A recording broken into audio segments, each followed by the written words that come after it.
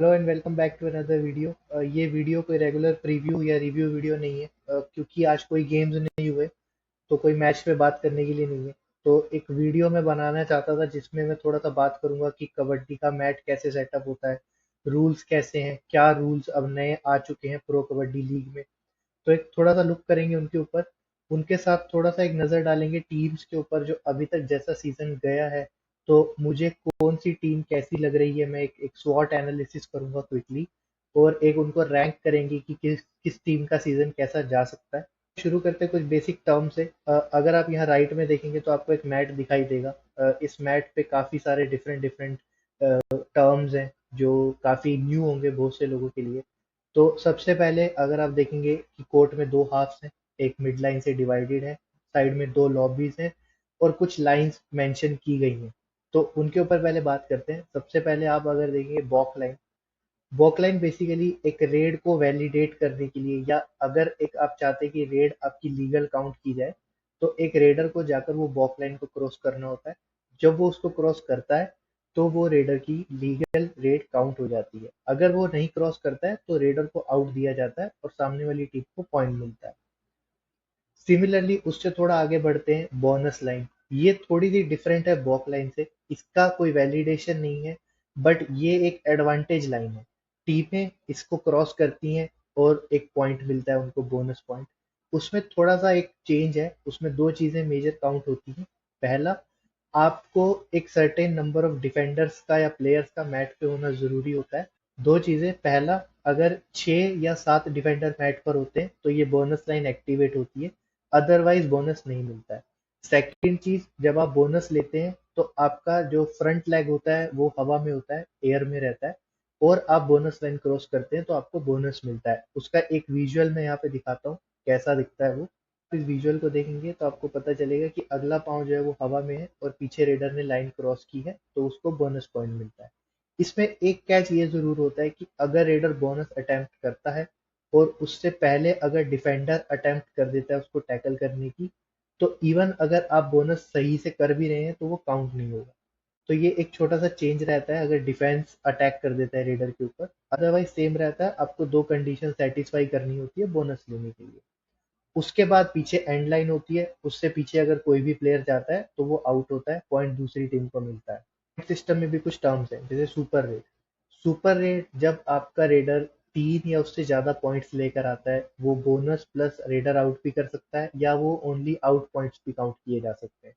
तो 3 या उससे ज्यादा पॉइंट जब रेडर लेकर आता है तो वो एक सुपर रेड में काउंट होती है। उसी तरह से सुपर टैकल होता है डिफेंडर्स के लिए, जहाँ पे अगर 3 या उससे कम प्लेयर मैट पर होते हैं, जैसे कि आप राइट पे देख सकते हैं, तो वो सुपर टैकल में काउंट होता है। वहां पर अगर रेडर आउट होता है तो सामने वाली टीम को एक की जगह पर 2 पॉइंट मिलते हैं। वो एक एडवांटेज पॉइंट की तरह काउंट होता है टीम्स के लिए अगर डिफेंडर्स मैट पर कम हो तो। सिमिलरली एक और इम्पोर्टेंट टर्म इस मैट की जो है lobby. Lobby is a very interesting thing. अगर आप इसको देखेंगे, दोनों साइड पर होती है कोर्ट के। अगर रेडर जब रेड करता है और वो किसी प्लेयर को टच नहीं करता है तो ये लॉबी डीएक्टिवेटेड रहती है।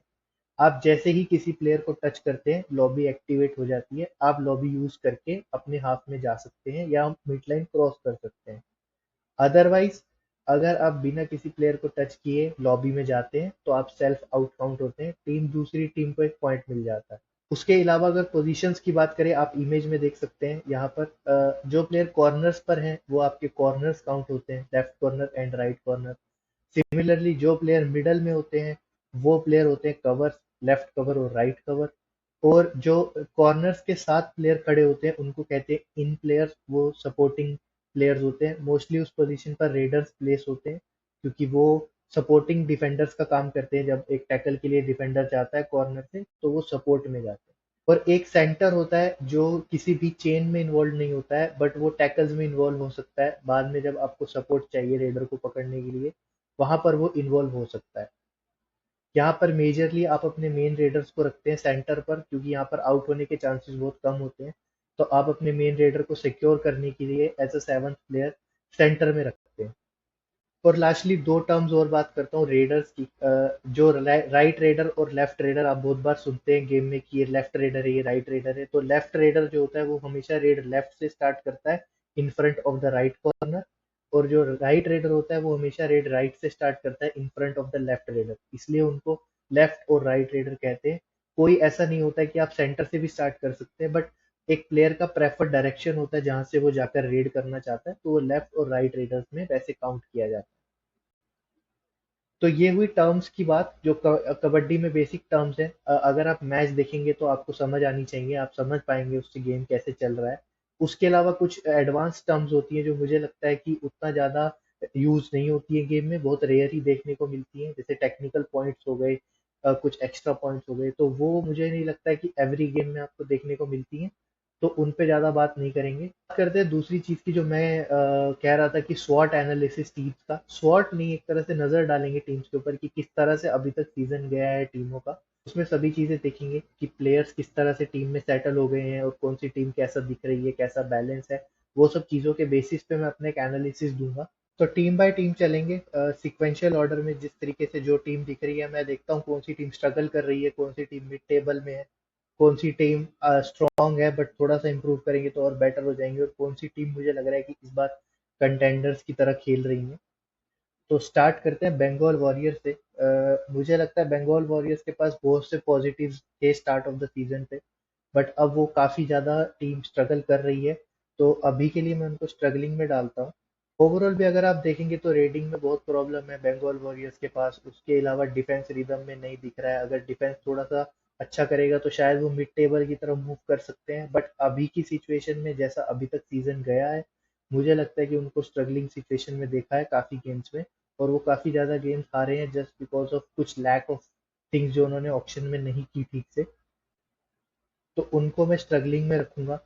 उनके साथ बेंगलुरु बुल्स, मुझे लगता है कि बेंगलुरु बुल्स एक काफ़ी यंग टीम है, नए नेम्स नहीं है उनके पास, काफ़ी ज़्यादा यंग प्लेयर्स के साथ गए हैं, और वो चीज़ कुछ गेम्स में शुरू में स्ट्रगल दिख रही थी, बट अब मुझे लगता है कि वो थोड़ा सा एक अच्छा गेम उनका दिख रहा है पिछले 3-4 गेम में, काफ़ी सेटल टीम दिख रही है। तो मुझे लगता है कि वो एक मिड टेबल टीम बन सकते हैं इस सीजन। अगर जैसा उन्होंने लास्ट के 2-3 गेम्स में खेला है, अगर वो वैसा ही खेलते रहेंगे आने वाले टाइम में, जो आने वाले गेम्स हैं, तो मुझे लगता है कि वो स्ट्रॉन्ग कंटेंडर्स में भी जा सकते हैं या कंटेंडर्स में भी जा सकते हैं, बट अभी के लिए मुझे लगता है कि उनको मिड टेबल तक ही मैं देख रहा हूँ जाते हुए। उसके बाद Dabang Delhi, surely they are one of the contenders.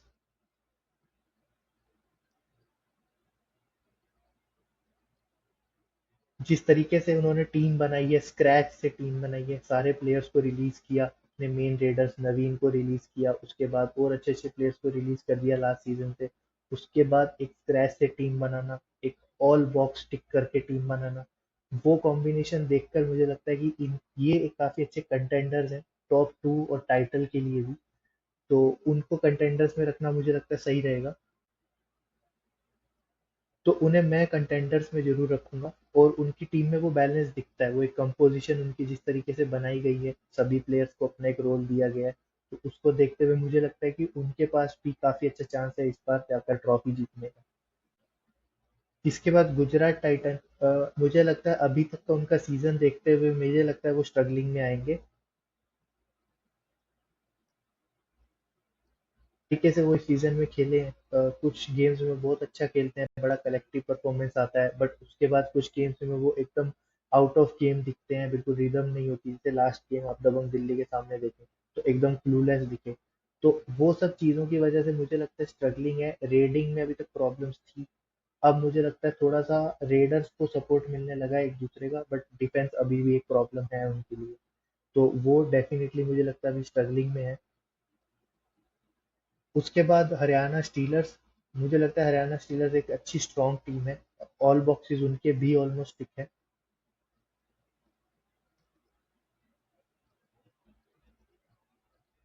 तो हरियाणा स्टीलर्स को मैं स्ट्रॉन्ग में रखूंगा।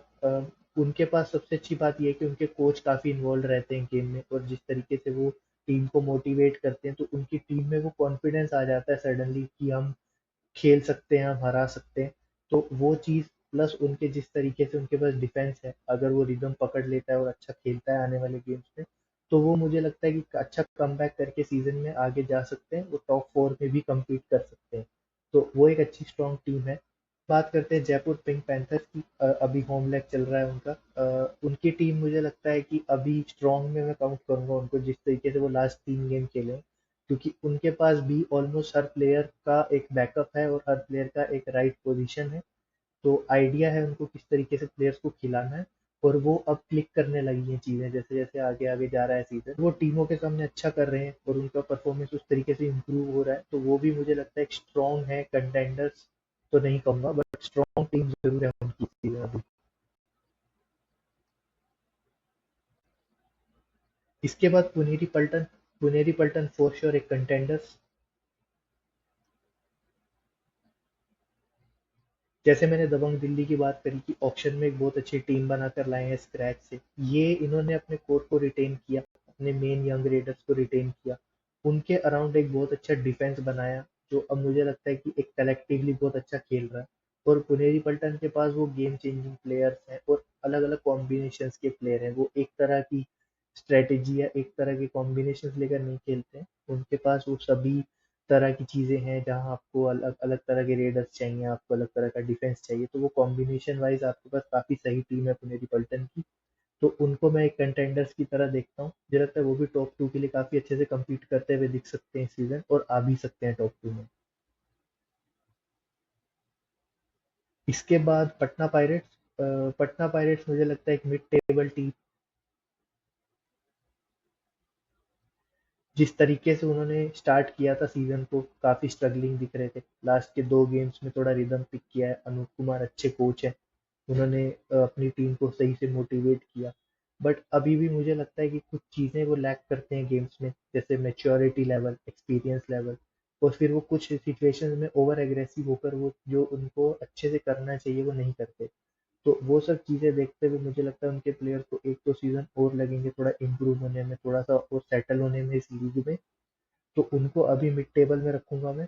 ऑल्दो वो टॉप 8 में आ सकते हैं इस सीजन, बट अभी तक का सीजन देखते हुए मुझे लगता है कि वो मिड टेबल में ही मैं काउंट करूंगा उनको। इसके बाद तेलुगु टाइटंस अगेन एक स्ट्रॉन्ग टीम।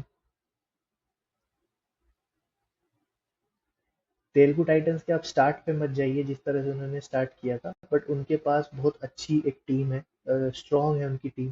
रेडर्स बहुत अच्छे हैं उनके पास। और अगेन उनके पास भी टॉप टीम्स की तरह ऑप्शंस है, बैकअप्स है। तो अगर आपके पास वैसा है तो मुझे लगता है कि उनकी टीम भी आगे जाकर टॉप 4 तक आ सकती है। तो उनके पास भी एक स्ट्रॉन्ग टीम है। पर तमिल तलाइवास, इनकी टीम को लेकर मैं काफ़ी कंफ्यूज हूँ, क्योंकि ये जिस तरीके से परफॉर्म करते हैं वो थोड़ा कंफ्यूज कर देते हैं मेरे को। क्योंकि ये कभी स्ट्रांग लगते हैं, कभी मिड टेबल लगते हैं, किसी गेम में बहुत ही अच्छा कर जाते हैं। तो अभी के लिए अगर मुझे इनको रखना होगा, अभी तक जैसा सीजन गया है, लास्ट के 2 गेम देखते हुए मुझे लगता है इनको स्ट्रॉन्ग में डालता हूँ। बट जैसा लास्ट के 2-3 गेम्स में खेले हैं वैसा ही अगर कंटिन्यू करेंगे तो ये स्ट्रॉन्ग में रहेंगे। अदरवाइज मुझे लगता है कि ये भी स्ट्रगल करके मिड टेबल में आ सकते हैं और इनको भी क्वालिफिकेशंस के कंसर्न बन सकते हैं। इसके बाद you Mumba again team on paper बहुत स्ट्रॉन्ग है।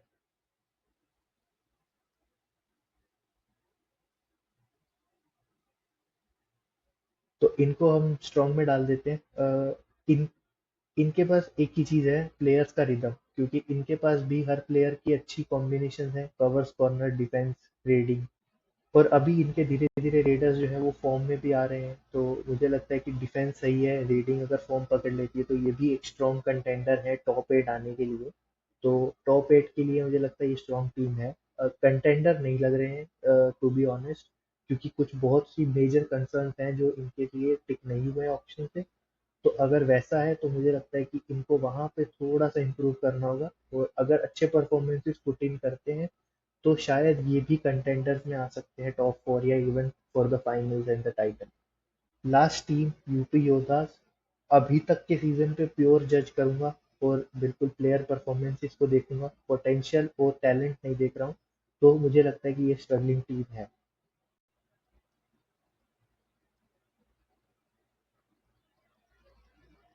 और जिस तरीके से इनकी टीम अभी तक खेल रही है मुझे लगता है कि अगर ये चेंजेस नहीं करते हैं और कुछ चीज़ें इंप्रूव नहीं करते हैं तो ये स्ट्रगलिंग में ही रहेंगे और इनके लिए टॉप 8 आना बहुत डिफिकल्ट हो जाएगा, क्योंकि ऊपर कंटेंशन अब और स्ट्रांग होगा। टीमें अब और बकल अप करके अपने आप को स्ट्रॉन्ग करेंगी। कुछ चीज़ें जो टीमों की अभी तक क्लिक नहीं हो रही हैं, वो मुझे लगता है कि अब वो अच्छे से उसको इम्प्रूव करेंगे आने वाले गेम्स में, क्योंकि अब सीज़न पीक करेगा यहाँ से।